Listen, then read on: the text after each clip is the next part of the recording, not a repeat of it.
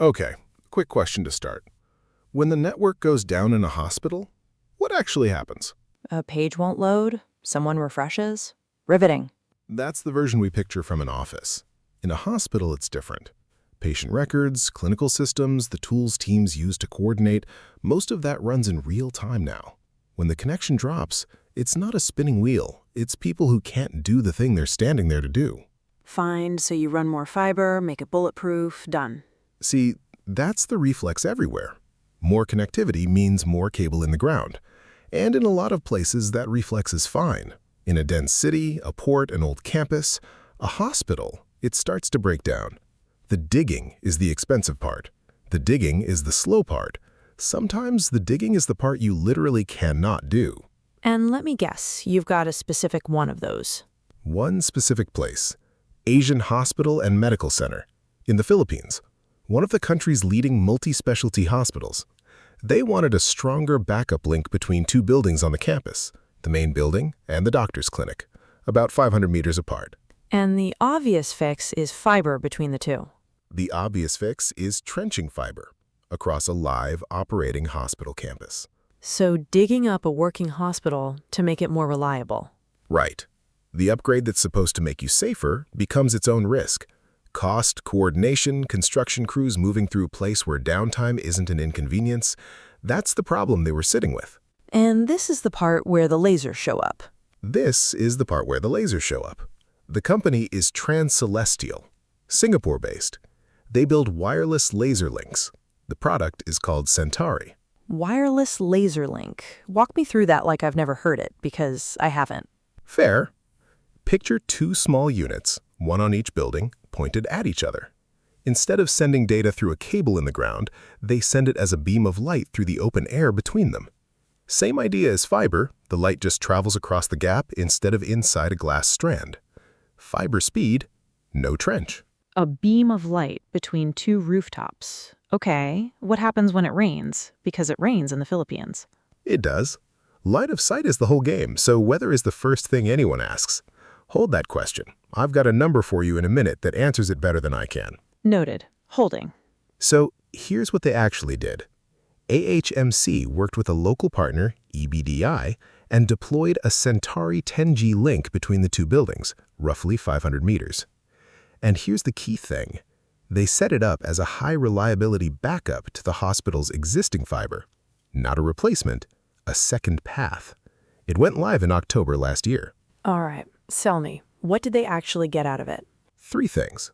First one, and this is the big one, no trenching.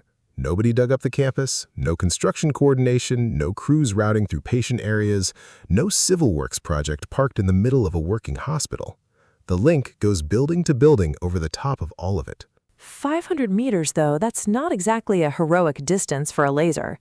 No, and honestly, distance isn't the hard part of this story. The environment is. 500 meters of open ground is easy. 500 meters through a live hospital with a fiber crew and an open trench, that's the expensive, slow, disruptive version. They skipped that version entirely. Yeah, okay, that one I'll give you. Second thing, how fast it stands up. There's no months-long build here, no permits and pavement timeline. They brought a second resilient path online without waiting on a civil works schedule. For a hospital that wanted more redundancy, the time to actually having it was short. And the third? The third is the performance, and this is your rain answer. It's a full 10 gig link, wireless, through the air, half a kilometer. And since it went live in October, it's held a weekly uptime better than 99.99%.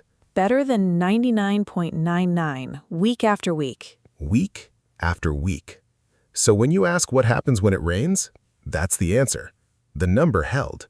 It performs like fiber. It just doesn't live in the ground. Here's my real problem, though. It's a backup. You keep saying backup.